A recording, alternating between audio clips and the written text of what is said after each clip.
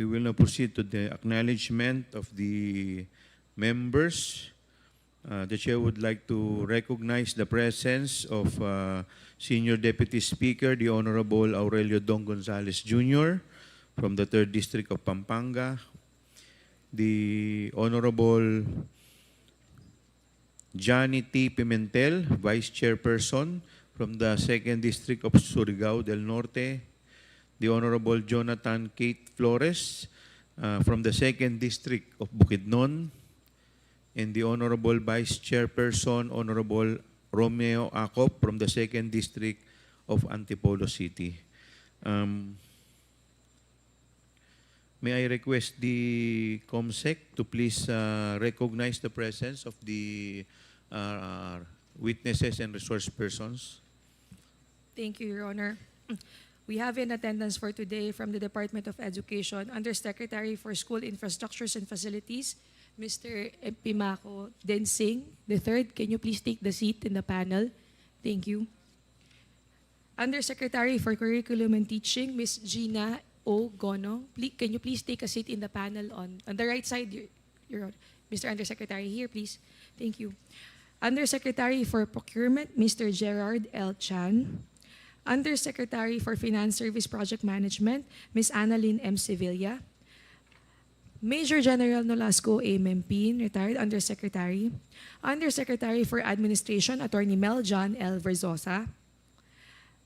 Assistant Secretary for Operations, Bureau of Learner Support Services, or BLRS, Mr. Dexter A. Galban. Assistant Secretary for Operations Field Operations, Mr. Malcolm S. Garma. Assistant Secretary, Strategic Management, Ms. Celeste Elco. Assistant Secretary for Curriculum and Teaching, Mr. Janier T. Datukan. Senior Education Program Specialist of Procurement Planning and Management Division, Ms. Arlene J. Cabiten. Senior Education Program Specialist of Procurement Planning and Management Division of Schools, Division Office Manila, Ms. Mary Antoinette T. Bunyag. Chief Administrative Officer of Procurement Planning and Management Division of the Central Office, Ms. Maria Teresa Fulgar. Former Head of Procuring Entity, Mr. Michael Powa. We now have for the Department of Budget and Management, Undersecretary Rolando U. Toledo. Joining him as well is Ms. Christine Love Morales, Director BMS2. Project Development Officer, Mr. Alexis Red Luis Irasga. Division Head, Ms. Rosario S. Nunez. Acting Service BMS, Ms. April Ann R. De Los Trinos. And Senior BMS, Ms. Dior Jean Dr. de la Fuente. From the Philippine Army, Your Honors, we have here Colonel Buran Singh, Lieutenant Colonel Magtanggol Panopio, Major Rogelio A. Dumriga Jr., Retired Major General Adonis Bajao, sitting in the panel, Lieutenant Colonel Carlos B. Sangdaan Jr. From the Commission on Audit, we have here sitting in the panel Attorney Gloria A. Camora. We have Mr. Fahad bin Abdul Mawik Tumawis, Audit Team Leader. We have Attorney Erwin E. Lapitan for the Legal Affairs Office, Legal Services Sector. Ms. Sofia C. Hamora, Director 4 for the National Government Audit Sector, or NGAS. State Auditor 1, Audit Team Member, Ms. Zara Jane M. Fegalan. For the Bureau of Treasury, we have Ms. Concepcion S. Austria, OIC, NCR Regional Office, and Attorney Jericho A. Cadorna. If there is anyone that the Committee Secretary has failed to recognize, please approach the mic and introduce yourself, your designation, and the agency. Thank you. Thank you, COMSEC. We will now move to the next item in our agenda, the approval of the minutes of the previous meeting. Do I hear a motion to dispense with the reading of the minutes of the previous meeting and approve the same? Mr. Chair, I move to dispense with the reading of the minutes and subsequently for the approval of the said minutes. Second, Mr. Chair. The motion is duly seconded. Is there any objection? Hearing none, the motion is carried.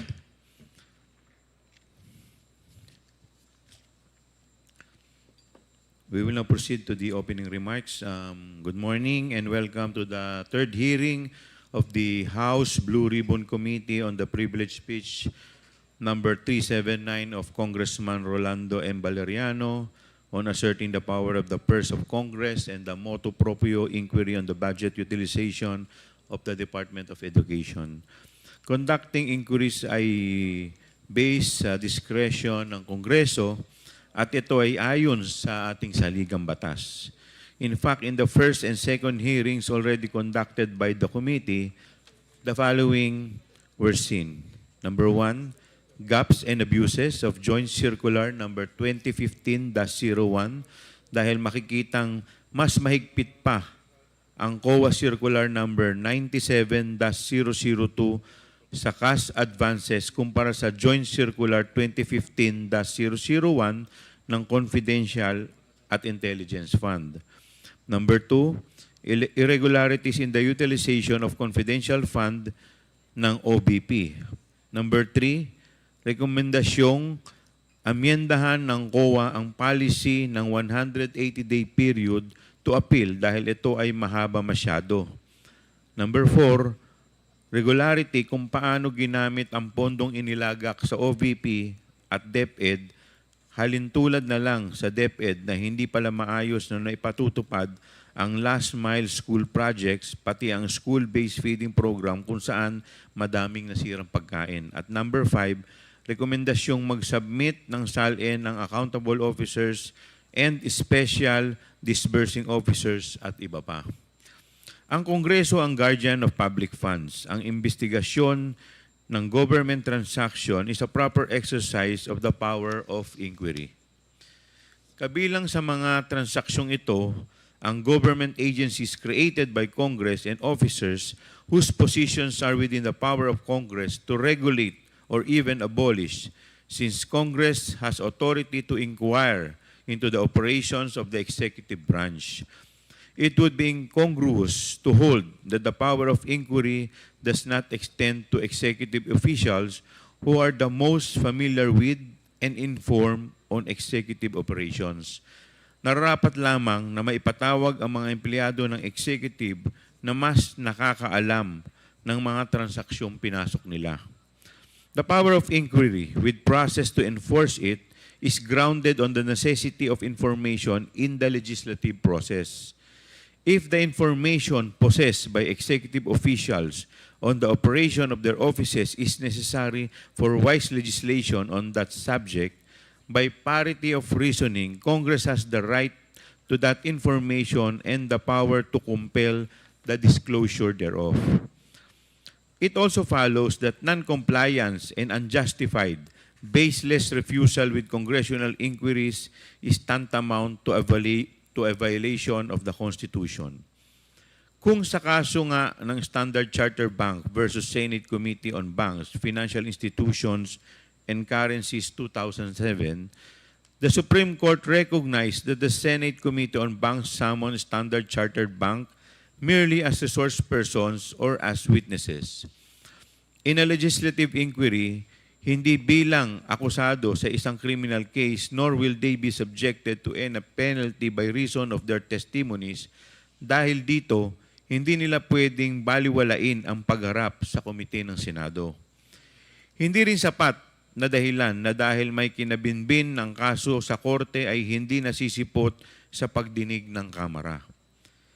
Sa 2009 case of Romero versus Estrada, the Supreme Court emphasized that the inapplicability of the sub judice rule to inquiries in aid of legislation is not limited to criminal or administrative cases. It can be extended to appealed cases and special civil actions awaiting final disposition before the Supreme Court. Otherwise, it would be extremely easy to subvert any intended inquiry by Congress through the convenient ploy of instituting a criminal or an administrative complaint. Surely the exercise of sovereign legislative authority of which the power of legislative inquiry is an essential component cannot be subordinate to a criminal or administrative investigation. This doctrine in Standard Chartered Bank has been adopted in Section 1 of the 19th Congress published Rules of Procedure governing inquiries in aid of legislation. To wit, the filing of pendency of a case before any court, tribunal or quasi-judicial or administrative body shall not stop or abate any inquiry conducted to carry out a legislative purpose. Kung tungkol naman sa karapatan ng mga witnesses that include, among others, the right to due process, the right against self-incrimination, as well as the right to privacy of communications and correspondence of a private nature, the late Father Joaquin G. Bernas noted that since these rights are already enshrined in the Bill of Rights, the requirement under Section 21, Article 6 of the Constitution does not really create any additional constitutional right. Ito ang totoong karapatan ng mamamayan na malaman saan at paano ginastos ang kaban ng bayan. Bilang public officials, hindi ba nararapat lamang na ating sagutin ang mga katarungang ito? Hindi ba at nasa konstitusyon na public officers and employees must at all times be accountable to the people, serve them with utmost responsibility, integrity, loyalty, and efficiency, act with patriotism and justice, and lead modest lives?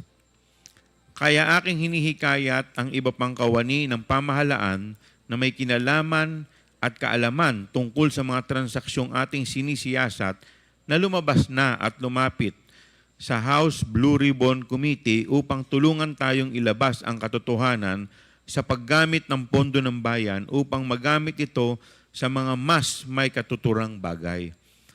Hindi nararapat na ang sambayanang umaako ng buwis pa ang maghihirap malaman ang katotohanan. We owe it to the Filipino people to render accounts. I move on to the committee secretary to provide the committee an update on the invitations, requests, correspondence, submissions, and compliance. Before that, Your Honor, may I also recognize Assistant Secretary for Procurement of the Department of Education, Mr. Reynold Munsaya, and Ms. Silene May L. Del Campo from the Commission on Audit, State Auditor. Now, for the updates, the Committee Secretariat has sent invitations via electric mail to all the agencies. To OVP, we have received their reply to the show cause order that was duly issued and served previously. For the Commission on Audit, they have submitted and complied with the subpoena duces tecum issued by the committee on September 25, 2024. For the Bureau of Treasury and the DBM, DBM also submitted and complied with the previous requirement to submit documents relating to the confidential fund of the OVP, and no additional submissions from the other agencies, Your Honor.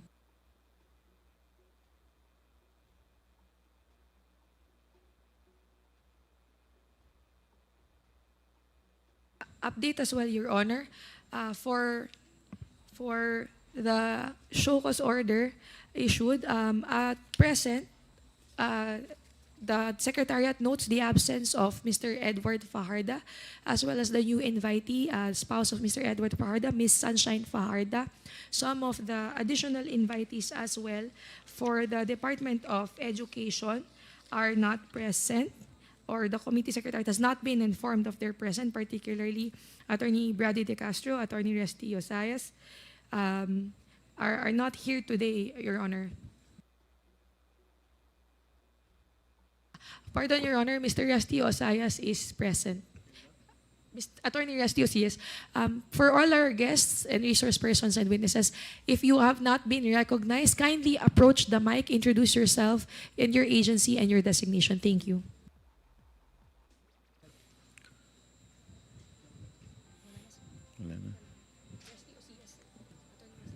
Please take your seat, Attorney Osayas. Thank you.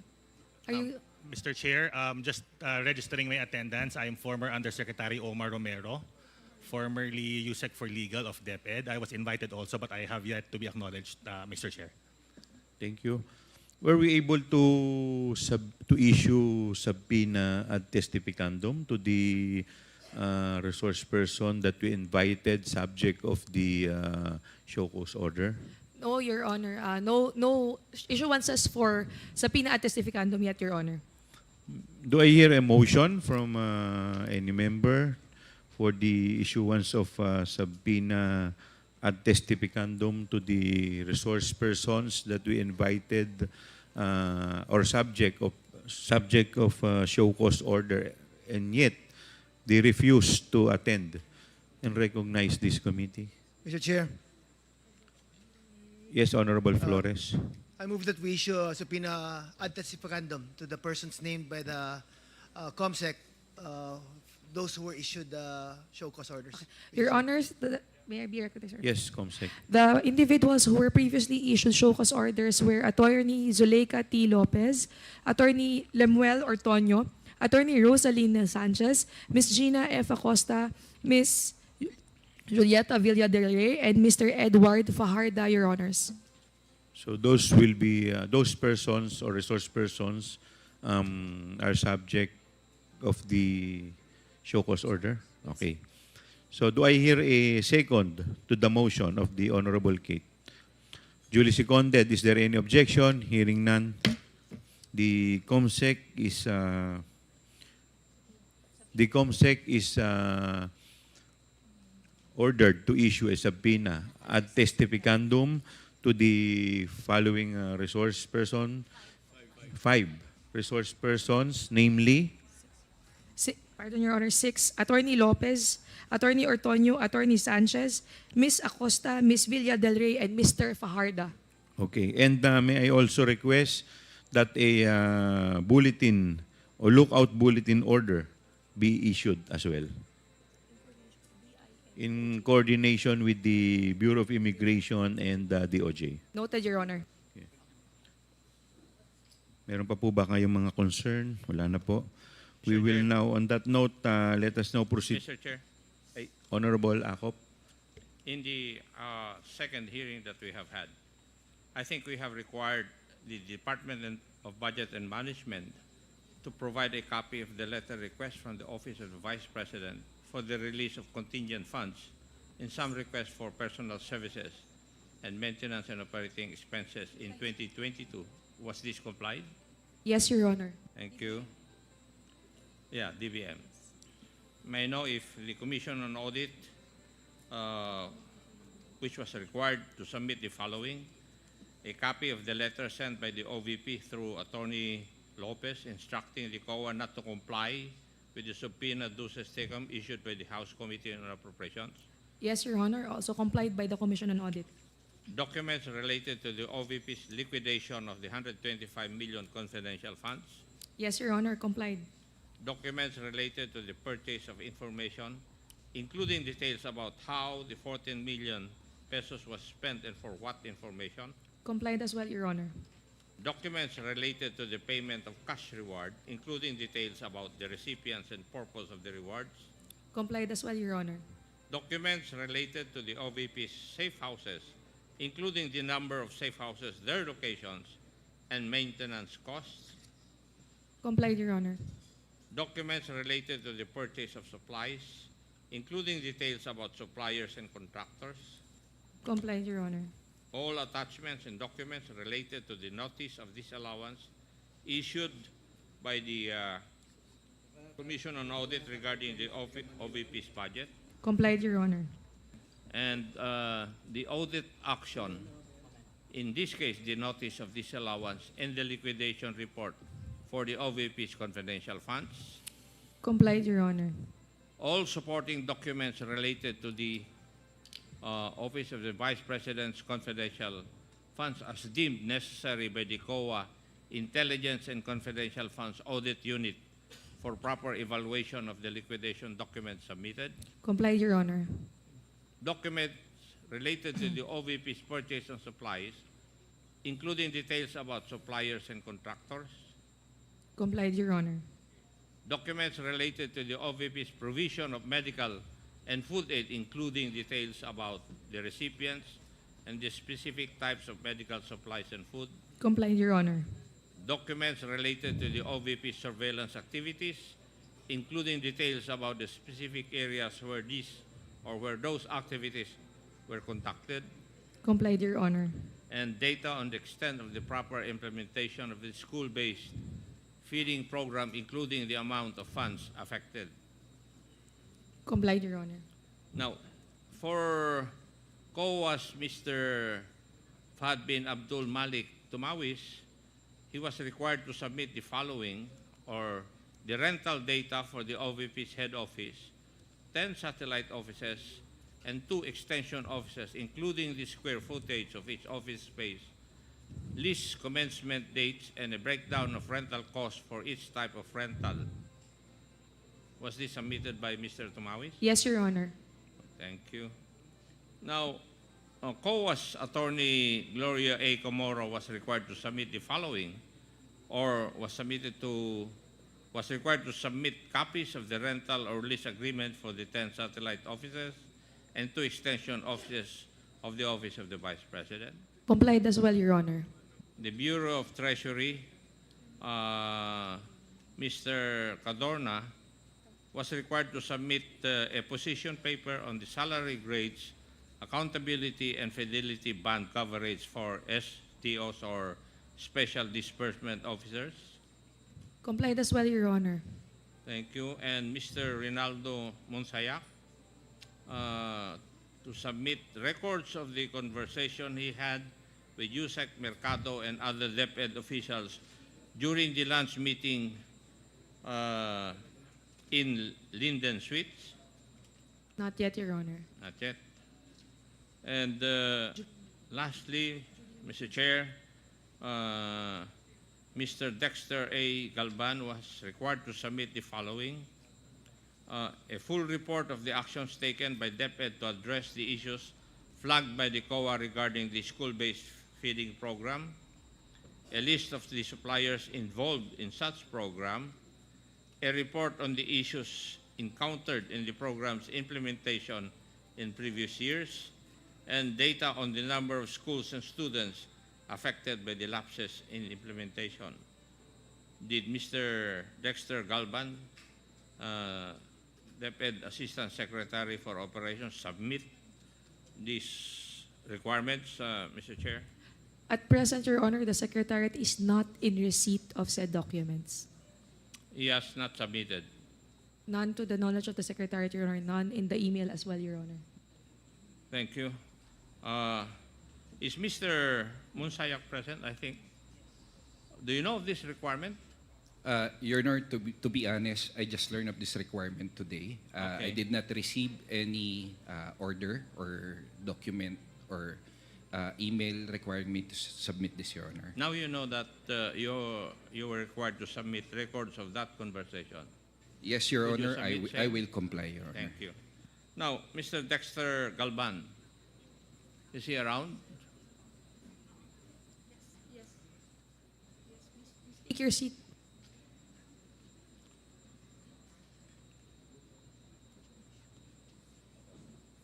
Mr. Galban, did you know of this requirement for you to submit certain documents? Yes, Mr. Chair. And may I know the reason why you haven't complied with this requirement? We are confirming, as we have already prepared the reports prior, we shall confirm with the team for the transmittal of the documents because we already prepared the answers for such, Mr. Chair. We do hope to transmit while this committee is ongoing. In other words, you're going to submit the required documents today. We will check, sir, if there was a My problem in the question is, transmission. are you trying to tell us that you will submit the documents required today? Yes, Mr. Chair. Thank you. Mr. Chair, marami pong salamat for the administrative requirements. Thank you.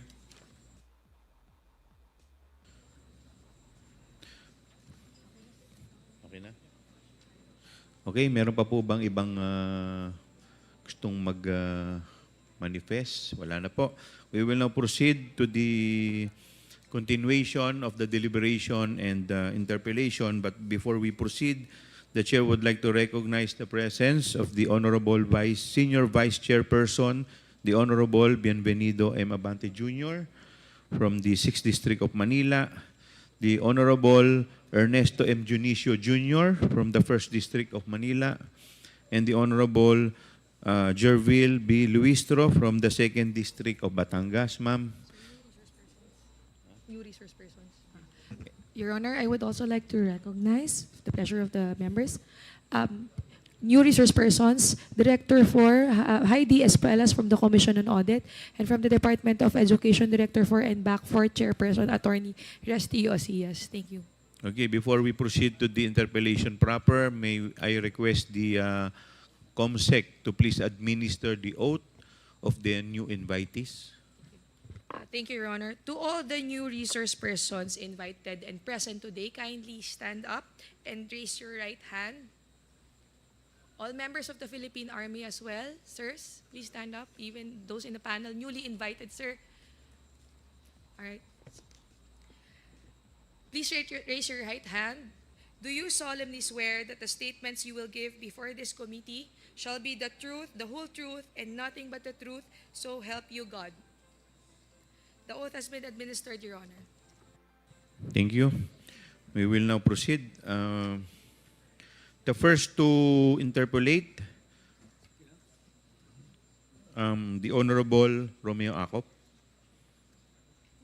Yes, sir.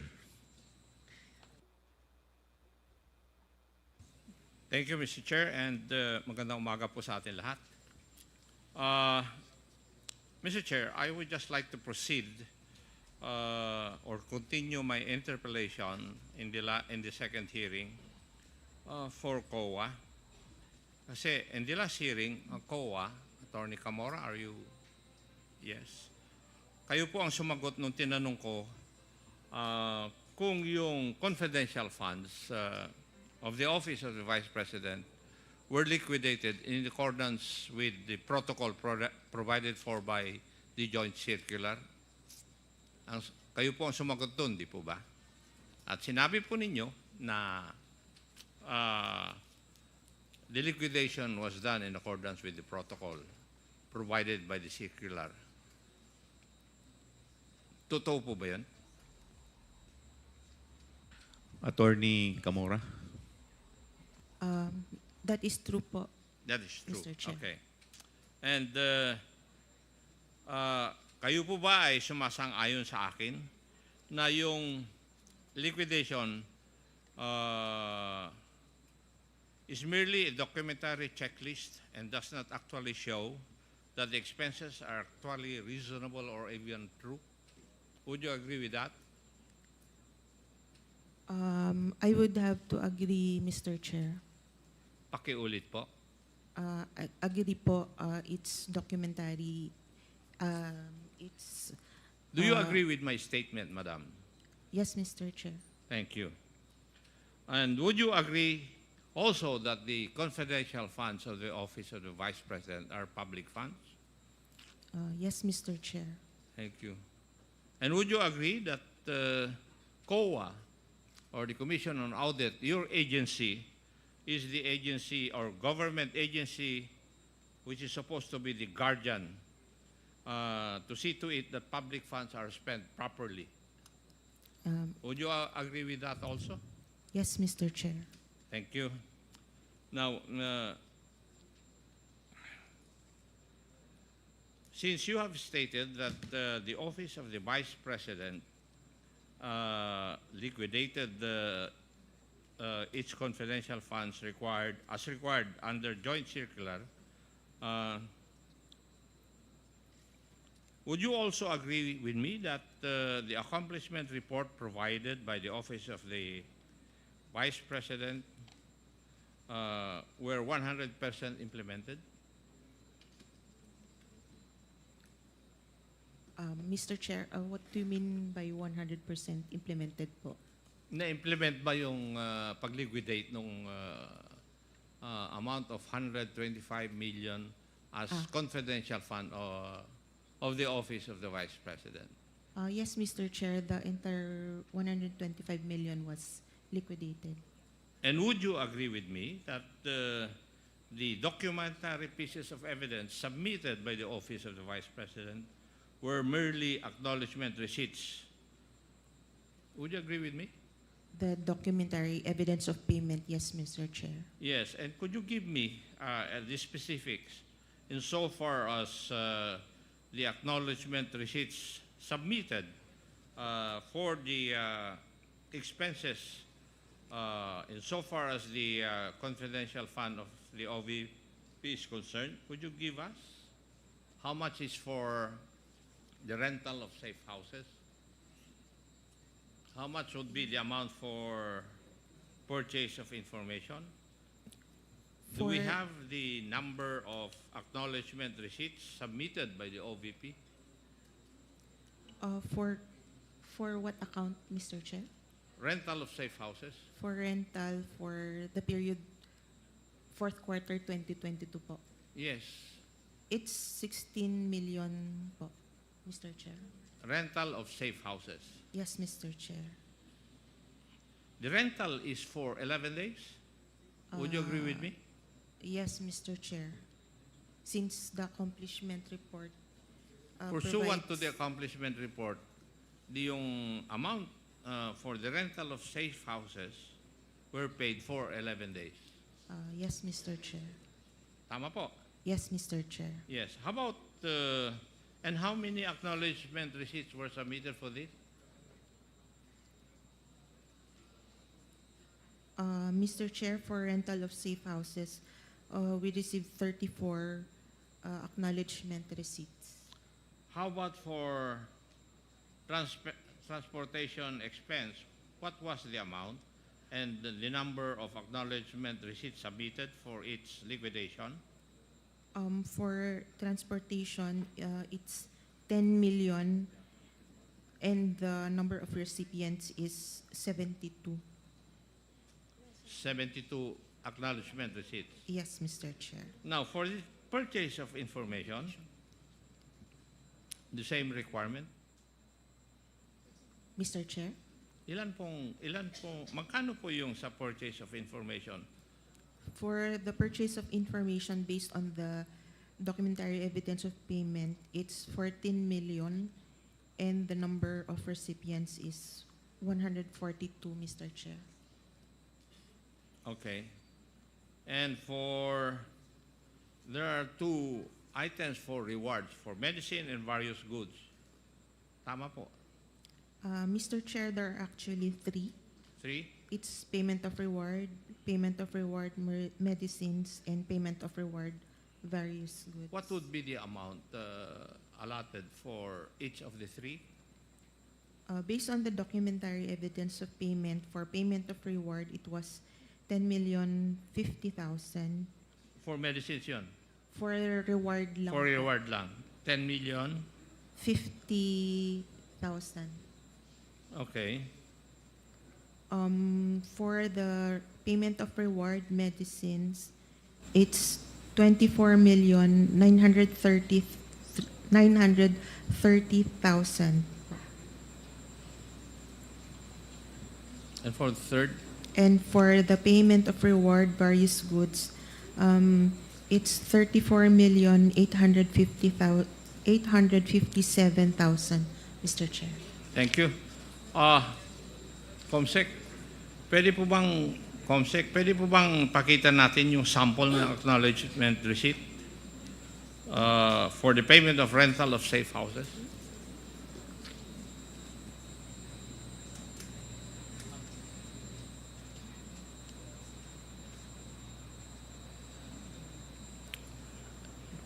Nakikita nyo, Attorney Camora, yung sample o yung actual acknowledgement receipts na sinabit ng OVP with the names, shall we say, not shown because of confidentiality. Tama po ba ito? Yes, Mr. Chair. Is there an acknowledgement receipt which acknowledge the amount of 500,000 pesos for the payment of rental of safe house? I will check, Your Honor.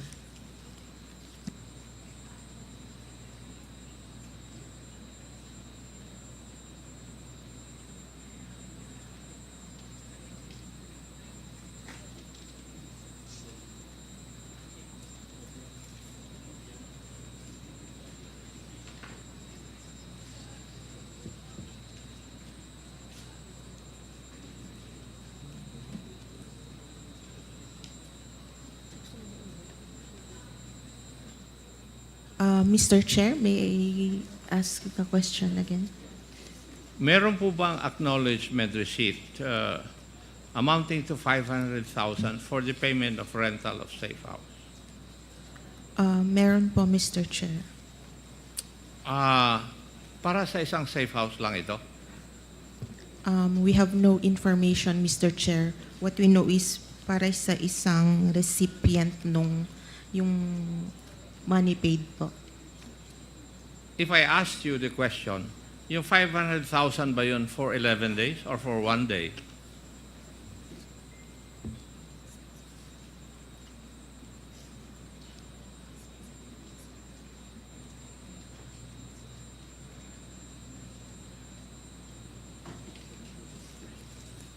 Yes, Mr. Chair.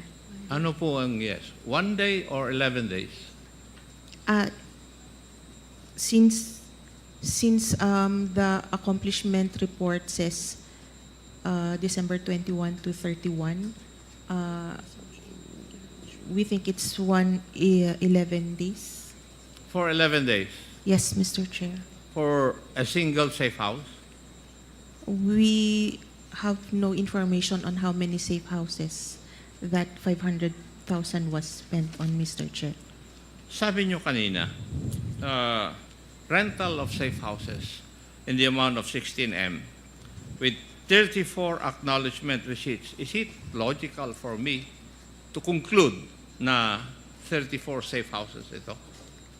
Mr. Chair, it just means that 34 people were paid for rental supplies, but we have Hindi, no rental of safe houses. Hindi po rental of supplies. sorry, Mr. Chair. Bakit Pardon. para bang iha? Nung last time na question kita, you were very, very confident. Eh ngayon, parang tentative yung mga sagot nyo sa akin.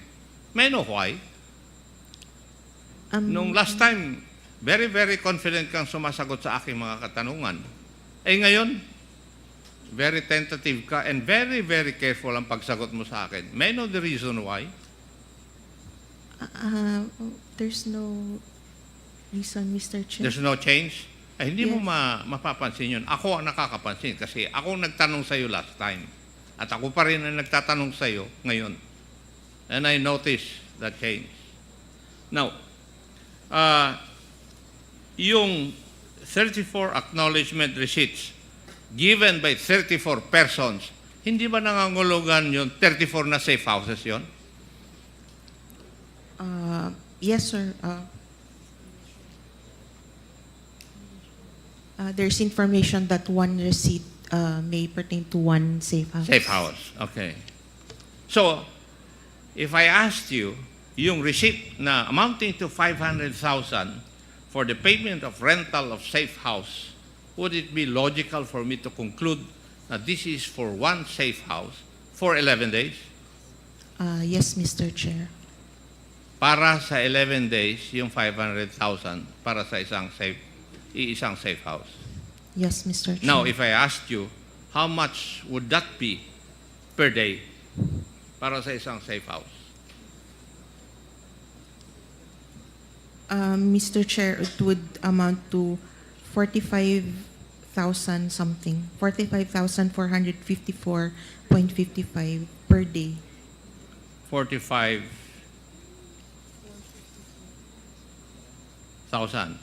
Yes, Mr. Chair. per day. Ano po kayang klaseng safe house ito na 45,000 per day ang rental? Samantalang yung mga ibang magagandang lugar, mas mura pa kaysa rito sa 45,000. Could you give us an idea of that? Mr. Chair, we do not have information on the safe houses. What do you say? You do not have any information about the safe houses? Since you were asking po, Hindi nyo alam kung high class na safe house? no information, Mr. You Chair. do not. Kasi nakapagtataka lang po na ang safe house per day would be rented with 45,000 for one safe house. Di po ba? Hindi kayo nagtataka? Yes, Mr. Chair, but since they have submitted the liquidation reports po. So, as long as an agency would submit yung mga receipts or acknowledgement receipts in their liquidation of the amount, wala na po kayong, you do not have the, shall we say, the wherewithal or the jurisdiction to find out whether the expenditures are reasonable or true? Are you trying to tell us that? It's more on the submission of the, It's more on compliance Yes, with the Mr. requirement. Chair. Yun lang. yes, Mr. Chair. And you are supposed to be the guardian of the use of public funds. Mr. Chair, one of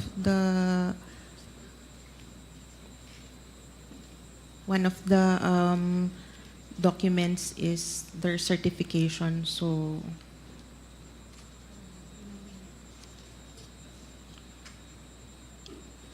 So, yun, that we is enough. Yes, Mr. Chair. And you do not determine whether it's reasonable or true. Since it is compliance, we often do not. Okay.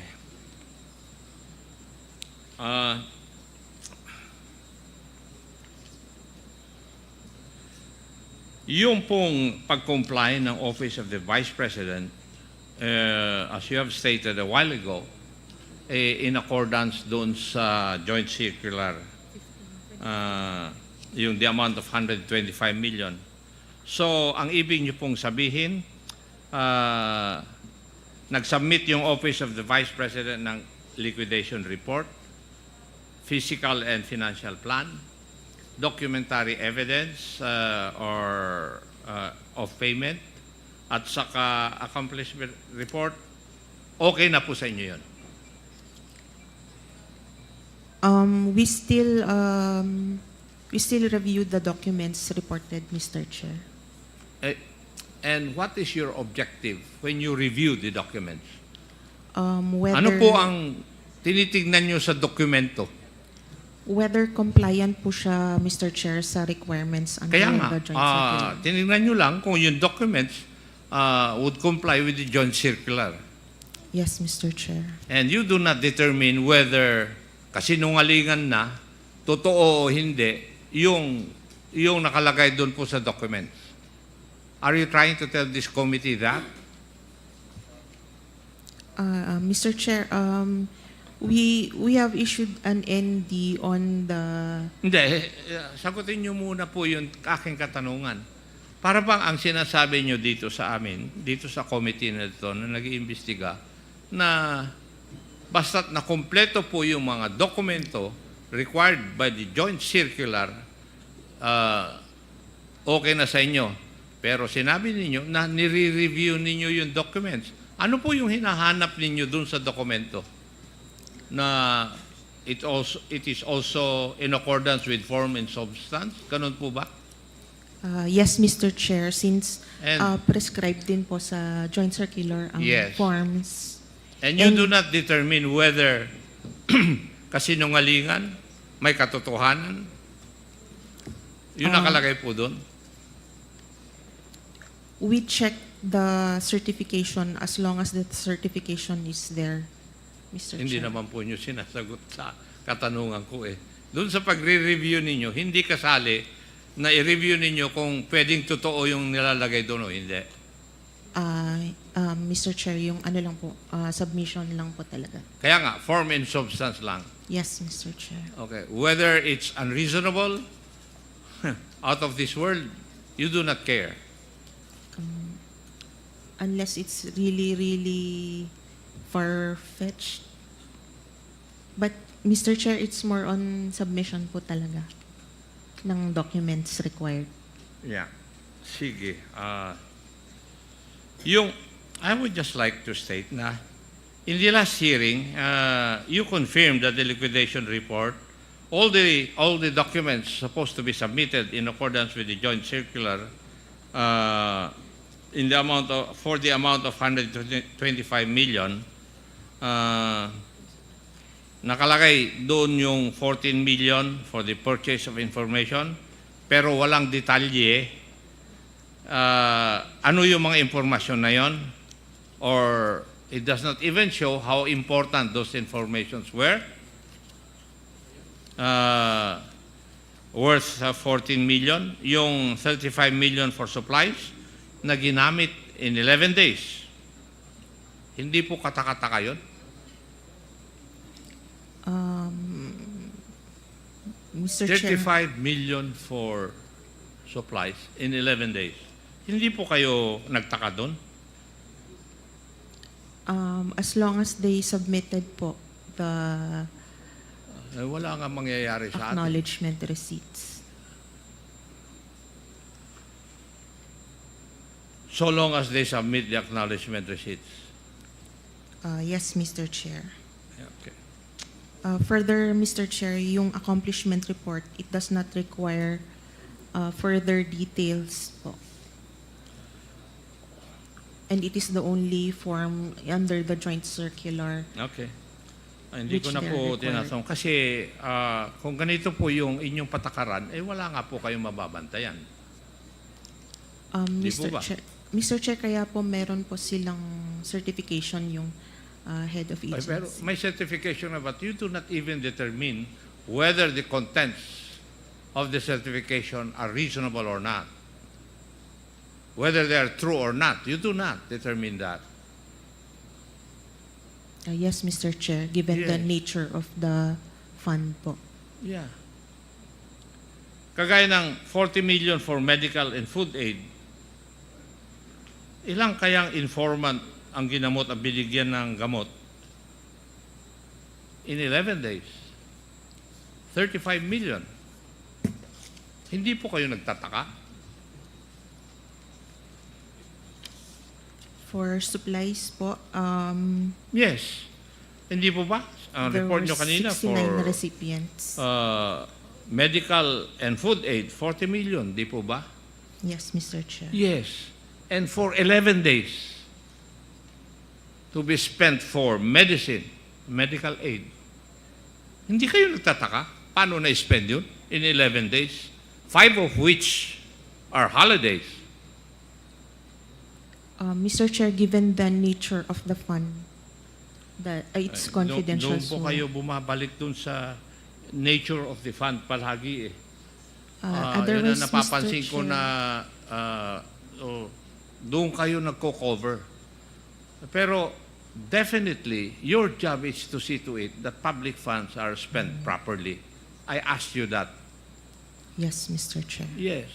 Now, may I ask you, personally, are you safeguarding the expenditure of public funds insofar as your job is concerned? I would like to think so, sir. Yes. You would like to think so. Okay. Wala nga tayong kuwan mangyayari. In other words, we can, or the COA relies only on the documentary evidence of payment, mainly. Tama po. Yes, Mr. Chair. Yun lang ang basehan ninyo. Yes, Mr. And yung Chair. documentary evidence of payment, whether it is a lie, a truth, reasonable or unreasonable, you do not care. That is what you're trying to tell us. It is since it's just compliance, sir. Kaya nga.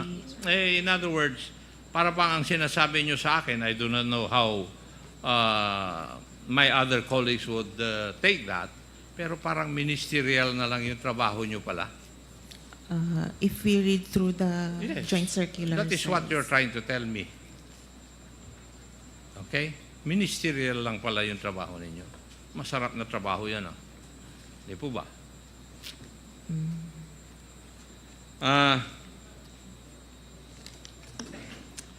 Yung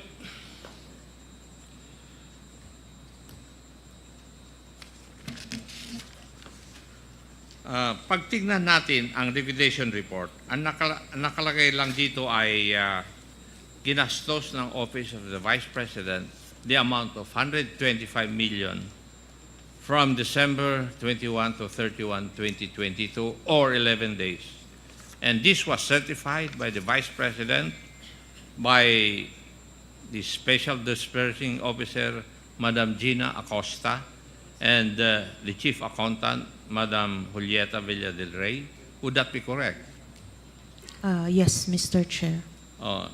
Now, kung babase naman po tayo dun sa accomplishment report, ang makikita lang natin dito ay gumastos ang Office of the Vice President ng 125 million from December 21 to 31, 2022 for surveillance and monitoring activities in 132 areas. Dito rin, wala tayong magawa. Kagaya ng sagot po nyo sa akin, we have no choice but to check the documentary evidence of payments submitted by the office para malaman kung saan or paano ginastos ng OVP yung 125 million. Yun po yung pinararating nyo po sa amin. Yes, Mr. Chair.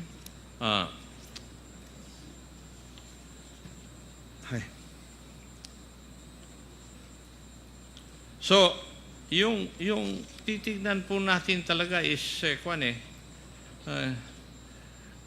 yung pinakita natin acknowledgement receipt, ganyan lang talaga ang format.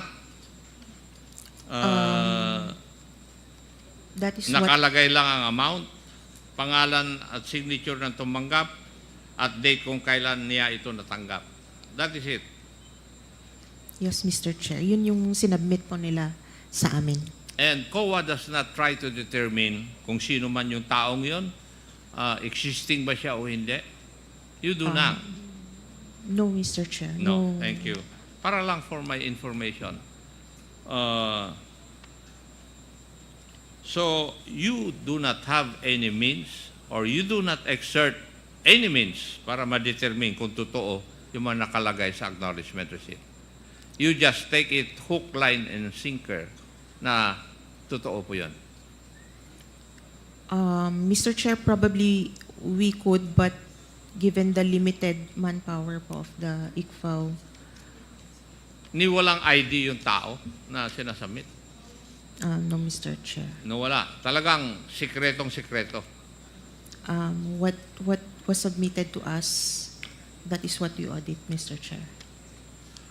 Okay. Pwede ko rin ba i-conclude na walang paraan ang COA para malaman kung gagawa-gawa lang acknowledgement receipts na ito? If we base it on the joint circular, it is no. Pakisagot niyo po yung aking katanungan. Hindi ko po tinatanong yung tungkol sa joint circular or whatever. Ang katanungan ko po wala pong paraan na magagawa ang COA para malaman kung gawa-gawa lang ang mga acknowledgement receipts na sinubmit. Would my statement be correct? Yes, Mr. Chair. I beg your pardon? Tama? Tama po. Okay. Sa madaling salita, kahit na sabihin natin hindi naman talaga natanggap ng isang tao yung amount of 500,000 for the payment of the safe houses, kagaya na nakalagay kanina, hindi talaga sinusuri ng COA ito. Talagang hindi kasama sa inyong job description na suriin ito. In spite of the fact na sinabi nyo kanina na nire-review nyo naman yung mga dokumentong ito. Tama? Yes, Mr. Chair. Yes. Actually, hindi ito ang aking pinagkakabahala Kung tutuusin natin, at least, kung nakalagay dyan, Juan de la Cruz ang full name, pero may nakikita akong acknowledgement receipt sa mga sinabmit po ninyo na initials lang ang nakalagay. Instead na, for example, Juan de la Cruz, J. Cruz lang ang nakalagay na tumanggap ng amount of 500,000 for the payment of safe houses mula sa Office of the Vice President.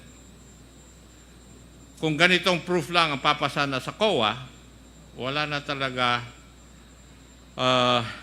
kayong paraan para matanong yung taong tumanggap ng pera. Di po ba? Yes, Mr. Chair. It is really yung pag sa Intel and Confif Fund po.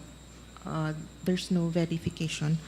Also, even if we have means right now, yung manpower po ng ICFAO cannot handle if alone itong si OVP, we cannot verify all those people, and we audit all confidential and intelligence funds for the whole country. So, hindi po kaya for now, Mr. Chair. You did not find it, shall we say, unusual for an amount or the amount of 125 million ay magamit po sa 11 days? Well, personally, malaki nga po siya, but Hindi. Personally, sinabi mo. yes po. Personally, you find it unusual? It could be na medyo malaki nga po yung amount. And hindi mo, wala kang ginawa? Since You they've found it unusual and yet wala kang ginawa? Since they've submitted all the requirements under the joint circular, Tama na. okay na po, Mr. Chair. Thank you, Mr. Chair. Marami pong salamat, Madam Kawa. Thank you, Mr. Chair. Congressman Akop. Ako po yung susunod na magtatanong. Susundutin ko lang po yung line of questioning ni Congressman Akop. Attorney Camora, pasensya na po kayo. Kayo po uli ang matatanong ko po. Batay po dun sa Joint Circular number 2015-01, ang isa po sa mga requirement po para sa liquidation po ng Confif Fund ay yung tinatawag po nating accomplishment report. Tama po ba? Yes, Mr. Chair. Okay. Pwede po bang pakita po dito yung accomplishment report sa ating TV? Yan, ito po. Yan po yung yan, ito po yung accomplishment report. So ang laman po ng accomplishment report, makikita po natin dito, nakalagay po dyan yung period covered. Yan po. Ito po, ibig sabihin po nito, ito yung araw o buwan na covered kung saan ginastos itong mga itong surveillance and monitoring. Tama po ba? Tama po, Mr. Okay. Chair.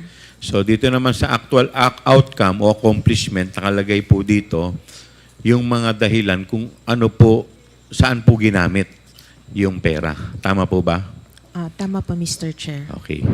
At doon naman sa amount utilized, ibig sabihin, ito po kung breakdown nung amount, kung paano po ginamit o kung saan ginamit. Tama po ba? Tama po, Mr. Chair. At syempre, nandito po sa baba niyan, yung special disbursing officer at saka po yung nag-approve. Tama po ba? So yan bali yan ang laman ng accomplishment report. Tama po ba? Tama po, Mr. Chair. Okay. So base po dito,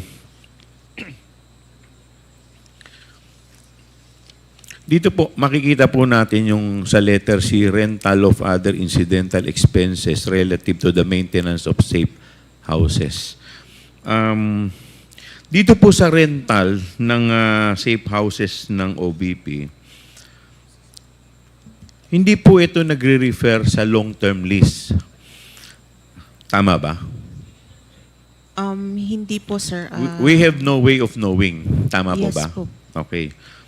Basta't itong list na to, naka-pertain lang doon sa period covered, which is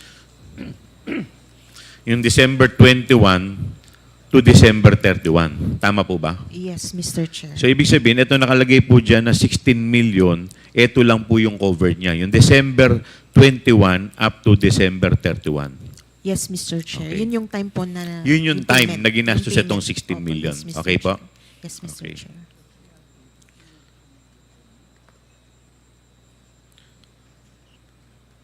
So batay po dito sa joint circular na ginawa po sa OBP sa accomplishment report na to, ang DEPS po, yun ang source ng file. Tama po ba? Ang DEP, ang ibig sabihin po ng DEP, document evidencing payment. Tama po ba? Yes, Mr. Okay, Chair. so ang document evidencing payment is the acknowledgement receipt. Yes, Mr. Chair. So wala na pong iba. So wala po dyan yung contract of lease. Wala po, Mr. Wala Chair. po. So talagang pinaka-ebidensya lang niya na tinatawag natin is yung acknowledgement receipt na yung tao o kumpanya nakatanggap ng ganitong amount base po sa bayad. Tama po ba? Yes, Mr. Chair. Tama Okay, po. tama. So sa madaling salita, dito po sa 125 million na rent na confidential fund, lahat po yan, ang pinaka-ebidensya lang niya is acknowledgement receipt. Regardless, kay food, kay rentals, kay reward, lahat po yan pare-parehas lang yung ebidensya. Yes, Mr. Which is Chair. acknowledgement receipt. Tama po ba? Tama po, Mr. Chair. Okay, walang OR, wala lahat. Wala po, Mr. Okay. Chair. Tama. Now, punta po tayo dito sa rental ng houses. Ano pong specific mandate o programa ng OBP kung saan kinakailangan po ng OBP ang mga safe houses? Mr. Chair, May alam po ba kayo? ang nakalagay lang po dito sa accomplishment nila is yung program nila which is safe implementation of OVP initiatives and confidence building. Okay. So, without giving names, meron po ba kayong idea o alam kung sino po ang mga nilagay nila dito sa safe houses na to? Sino yung mga pinatira nila? No, Mr. Chair, since it's a safe house, So, hindi talaga hindi po dinidivulge? pwede. Yes, Okay. Mr. Chair. Okay. Pupunta po tayo dito sa isang acknowledgement receipt worth 1 million pesos. Napansin ko po dito, wala po dito sa acknowledgement receipt na kahit na anong detalye ng safe house. Hindi po nakalagay kung saan, wala pong lease contract, wala pong kahit na anong detalye except yung name lang po ng owner. Tama po ba? Tama po, Mr. Chair. Okay. At kung mapapansin din po ninyo, whether 1,500,000, 750,000, ang template po nila ay pare-parehas. Yes, Mr. Chair. Okay.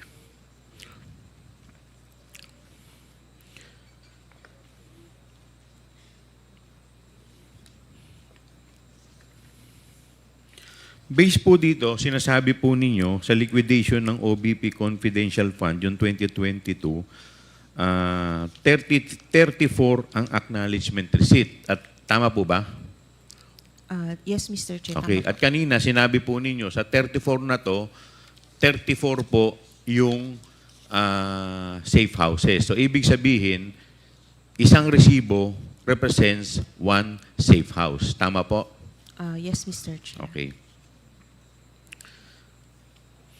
May idea po ba kayo dito sa safe house na to kung ito po ba ay bahay, kondo, o kung ilang palapag?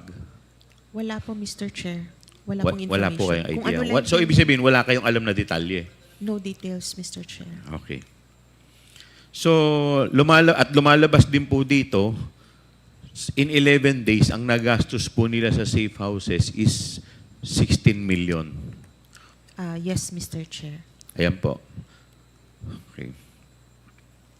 Ano po yung pinakamurang safe house na kanilang nirentahan in 11 days? Yung pinakamura po. Magkano po yun? Mr. Chair, it's 250,000 po.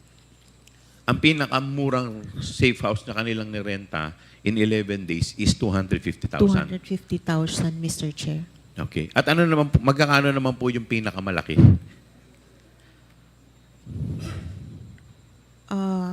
Mr. Chair, meron pong 1 million po, Mr. Chair. Okay. So base po dun sa inyong official receipt o base po dito sa official receipt na kanila pong in-issue at dito po sa pinakikita po sa atin, may dalawa po ditong nakalagay na 1 million. So ibig sabihin po ba may dalawang safe houses sila na nirentahan in 11 days worth 1 million? Tama po ba yun? Tama po, Mr. Chair. Tama, okay. At dito po, nakalagay din po dito sa isang OR na worth 1 million, binayaran po nila to dated December 26 at yung isa naman dated, ano ba itong isa? December 28. Tama po, Mr. Chair. Dalawa po kasi yung interpretation ko niyan. Ano po ba ang tama? Ito pong 1 million na to ay for 11 days, which is December 21 to December 31. O dahil po dung sa date of payment December 26, doon po nagsisimula yung rentals. So 26, 27, 28, 29, 30, 31, which is 6 days. At doon naman po sa isa, December 28, which is 4 days. So yung bang 1 million na binayad nila na December 28, yung 1 million na yun in 4 days o in 11 days? Mr. Chair, it just means na nung date na yun po, nabayaran yung recipient po. Pwede But it pong- does not follow na yun yung period covered. Yes, Mr. Chair. Pwede pong Hindi ka ba nung 11 nagtaka po na yun. minsan na hindi ka naman, hindi po ba kayo nagtataka, di ba normally po sa mga rentals, magbabayad ka muna bago ka mag-occupy? Yes po, sa normal rental po. So ito po hindi normal. It's a safe house, Mr. Chair. Hindi. Tama po, I understand na safe house. Pero di ba na normally po pagka ganyan po, may mag-uupa, pag-uupahan po ninyo ang isang lugar, hindi ka naman makakapag-occupy nang hindi ka muna nagbabayad. Minsan, meron nga pong down payment, meron pang advance payment. Ang karamihan, Hindi, di ba yun naman, meron ka bang instance na nauna muna yung pagpasok bago yung bayad? Meron po bang instance na ganun? Nangyayari po ba yun? wala po kong information. Wala pong kung may information. ganito Kasi po. ang normally po, magbabayad ka muna bago ka papayagan ng may-ari na pumasok. Tama po ba? Yes, Mr. Chair. So ito po, pwede rin naman na yung payment ng 1 million is just for 4 days. Possible din naman siya, Possible Mr. din. Chair. Tama po ba? Yes, Mr. Chair. Ayun. Hindi po ba kayo nagtaka na sobrang mahal nun, yung 1 million in just 4 days? Anong klase pong safe house to? May swimming pool po ba tong safe house? May wifi? Sa BGC? May pakikita po ako sa inyong isang resort sa Shangri-La. Shangri-La, Boracay. Ang per night po nito is 22,500. This is a high-end luxury resort. It is just 25,000 per day.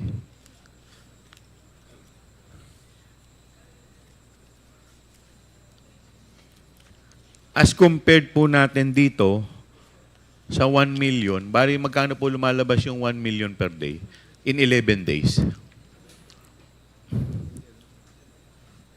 Magkano po ba yon sa 11 days, yung 1 million?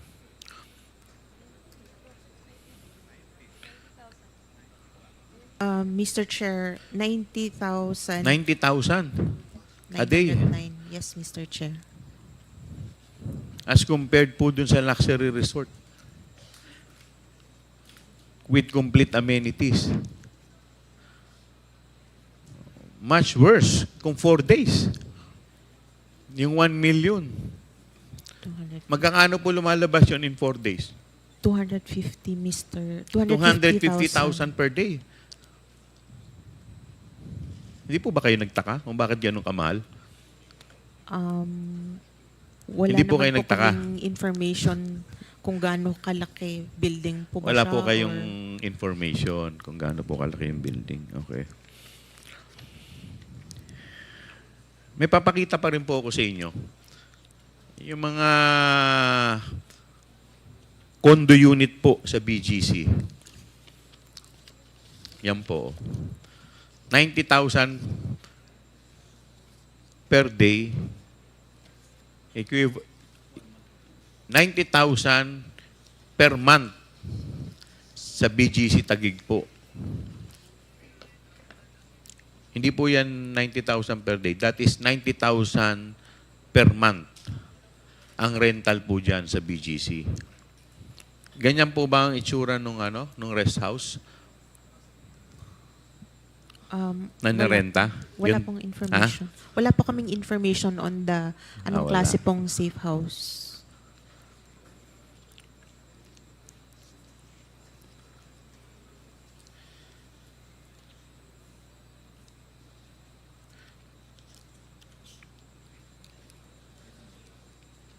Alam po ninyo, medyo dapat nung tinitignan po ninyo, nagtaka na kayo sa laki po ng rentals in 11 days eh. 16 million, very glaring na po yun eh.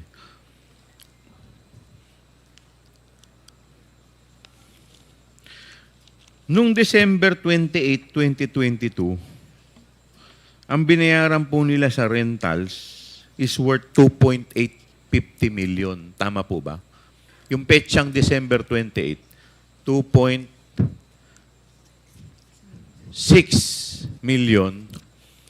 At nung December 27, 3.7. At nung December 29. So in just 3 days, nagbayad po sila ng 8.750 million for the rentals. Hindi po ba parang bumili na po sila ng bahay niyan?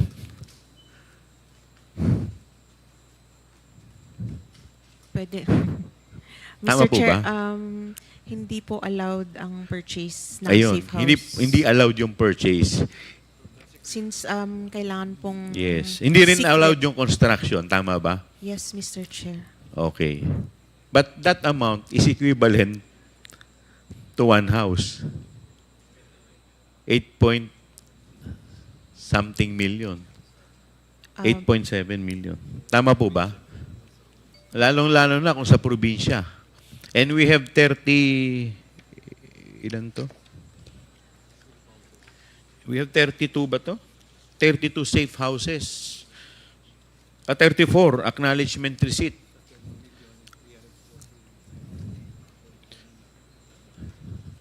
Total amount of 16 million in 11 days. Yes, Mr. Chair. Hindi po ba kayo nagtaka doon? Sa amount?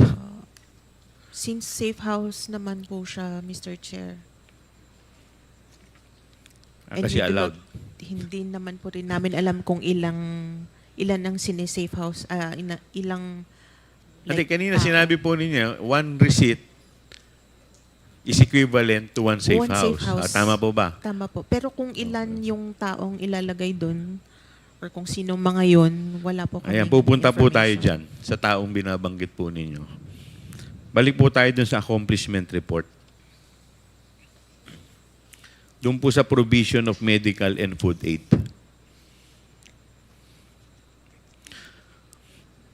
Pwede po bang yan, provision of medical and food aid amounting to 42 million.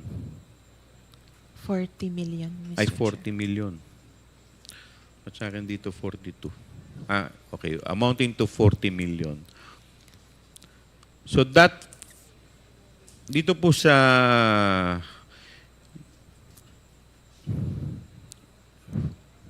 Ayan po. Yan. Dito po, sa February 6 to March 29, 2023. Provision of medical and food aid in the amount of 42 million. Ito pong 42 million, ilang araw po ang covered nito? 53 days. Tama po ba? February 6 to March 29. From February 6 to March 29. Ilang days po to? 53? Yes po, Mr. Chair. Okay, 53. So lumalabas po, that is equivalent to 840,000 per day, more or less. Tama po ba? Tama po, Mr. Chair. Okay. Sa isang araw po, gumagastos sila ng 840,000 para po sa pagkain at sa medicine. Ang tanong ko po, ilang informant po ba yung kanilang binibigyan ng gamot at pagkain para makakonsume ka ng 840,000 sa isang araw?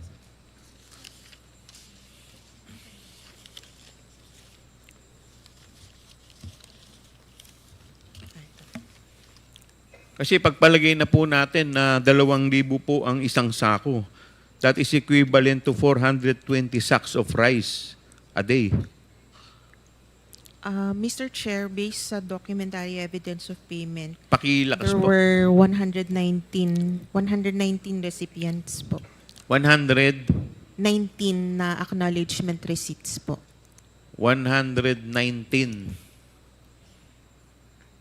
na acknowledgement receipt. So, ibig sabihin nito, 119 na informant? Ang tumanggap po. Ha? Lahat po yun may kumakain, syempre.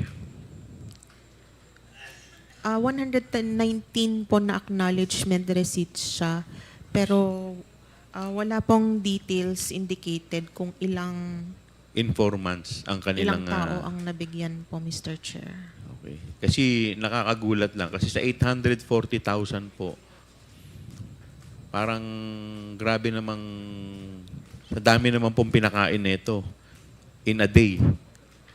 At ang dami rin pong nagkasakit. Nagkaroon po ba ng peste dito sa lugar na to para ganun po gumastos ng medicine?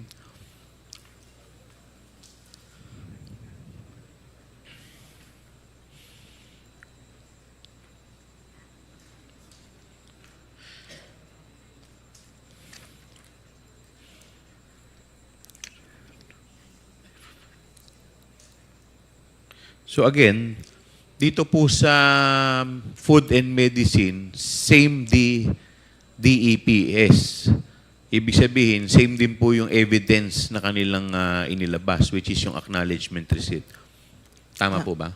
Tama po, Mr. To justify ito pong purchase of medicine and food. Tama po ba? Tama po, Mr. And Chair. same format. Tama po, Mr. Chair. Same format.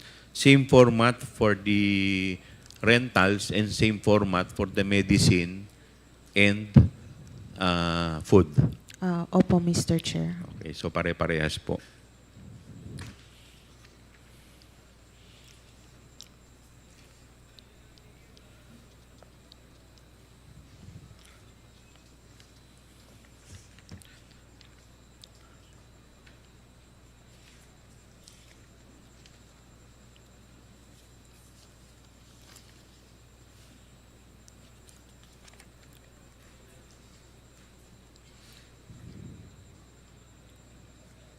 Now, I will show you the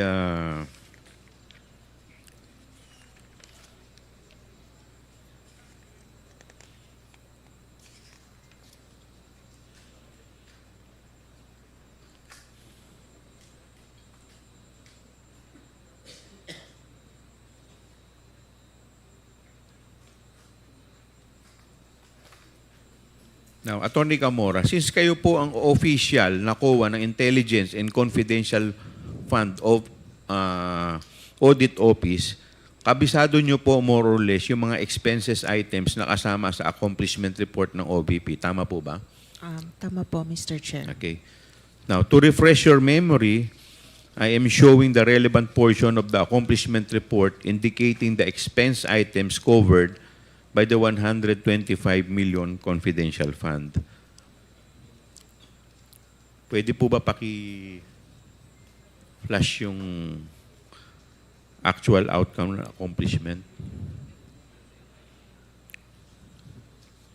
Okay.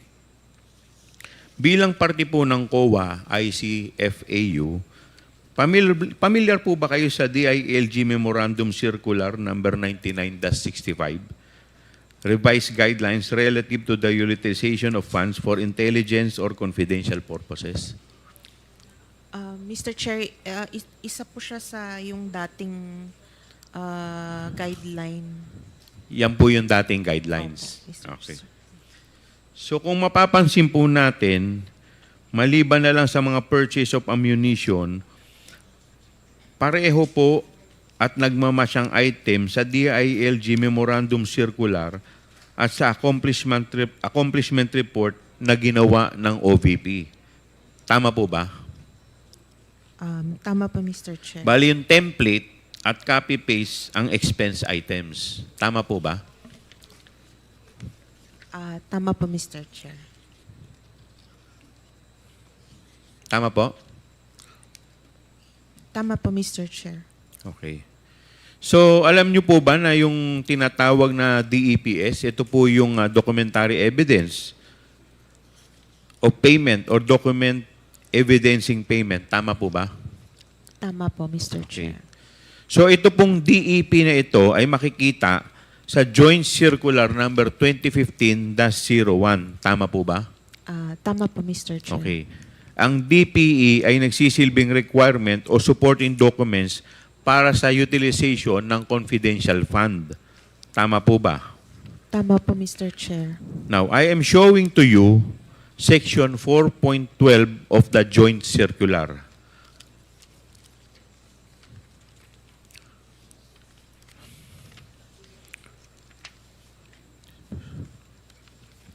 So nakalagay po dito, disbursement from confidential fund shall be supported with documentary evidence of payment, among others, which shall be submitted to the ICFAU in a sealed envelope signed by SDO. So ito pong DEP ay hindi kasama sa requirement na nakasaad sa DILG Memorandum Circular. Tama po ba? Tama po, Mr. Chair. Okay. Paki-confirm nga po, under sa DILG Memorandum Circular, documentary evidence of payment or DEPS are not required for liquidation of confidential fund? Under the DILG Yes, Memorandum MC po. Circular. Yes, Mr. Chair. So dun sa DILG, yung documentary evidence ng payment eh hindi nire-require sa liquidation. Nung time na to po na ito ang Yun ang sinusunod. sinusunod. Okay. And this is for LGUs po, since DILG. LGUs, tama po ba? Since Okay. DILG po ang Now, please also confirm that DEPS only became a requirement under the Joint Circular number 2015-01. Yes, Mr. Chair. Okay. In fact, ito pong DEP ay kasama sa mga items na nakapaloob sa certifications na ini-issue ni Special Disbursement Officer Gina Acosta para sa liquidation reports per quarter. Tama po ba? Tama po, Mr. Chair. Okay. Pakikita ko po sa inyo yung certification dated January 10, 2022.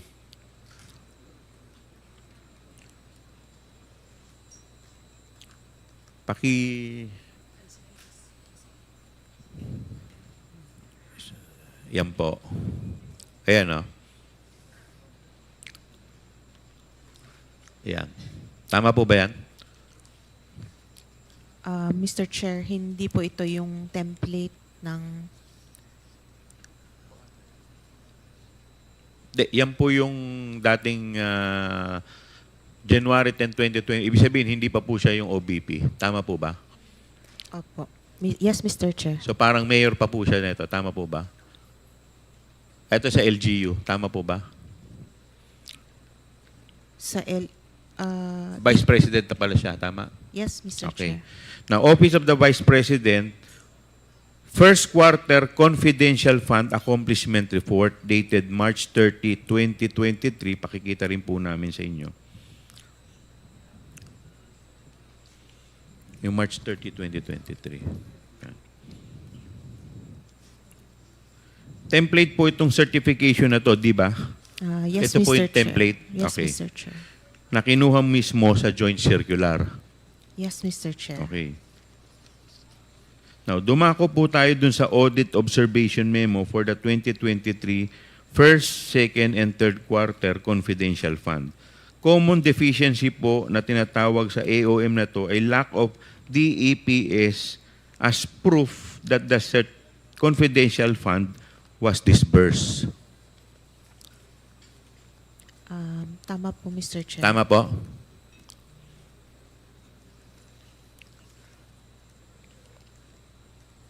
Tama. Tama po, Mr. Chair. Ang rason po kaya kung bakit walang DEPS na inattach ang OBP ay ang ginagamit nilang batayan o standard sa pag-liquidate ng Confi Fund ay yung lumang DILG Memorandum Circular. Ano po sa tingin ninyo?